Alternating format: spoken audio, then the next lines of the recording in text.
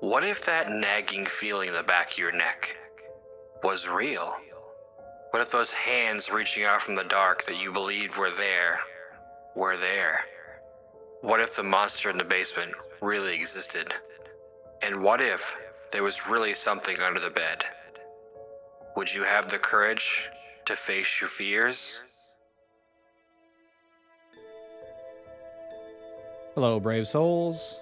I'm your host, Paul Rondeau, and tonight's story asks the question, what if you were woken up in the middle of the night and your family was gone? What would you do? Would you keep on fighting? Or would you just accept that there's no reason to go on?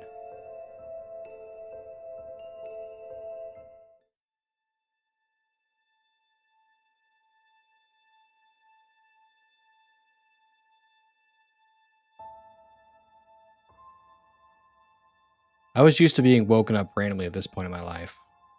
I've been in the baby stage with my kids for the past 7 years between my 3 sons. So when I heard the screaming, I didn't think much of it at first. It wasn't until I realized it wasn't just my baby screaming that I sprang out of bed. I saw my wife holding the baby with her face pushed up against him. I realized at that moment that my other sons were moving. They usually woke up when my youngest woke up screaming in the middle of the night. That wasn't the case, but I couldn't make out much in the dark room. I made another step closer to the room, and the floorboard beneath my foot creaked. That's when she turned around, and my stomach lurched. Her face was covered in a dark liquid, and our baby boy lay lifeless in her arms. I didn't know what to do at first. This was too much to take in, and then I realized there was another person in the room as well. It looked like her friend that had spent the night because she didn't feel well. Her friend was on my other son's bed. She appeared to be chewing on something. I heard a growl come out of my wife's mouth, and I knew that everything was over for me. I knew at that moment they were all gone, and I was next. There was no way I was going to be able to take on the two of them.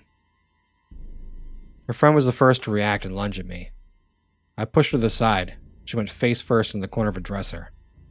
I heard a dull thud as her head made contact with the dresser. My wife was the next one to make a run at me. I held her in place as her teeth gnashed my face. I started to cry as I knew my life was over. My wife and children were dead, and I couldn't think of a reason to go on. I made my final choice when I saw my children begin to stir in their beds.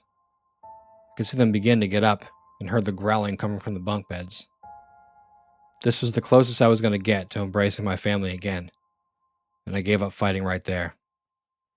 As they tore into my flesh, I only hoped that maybe we could be together again in death.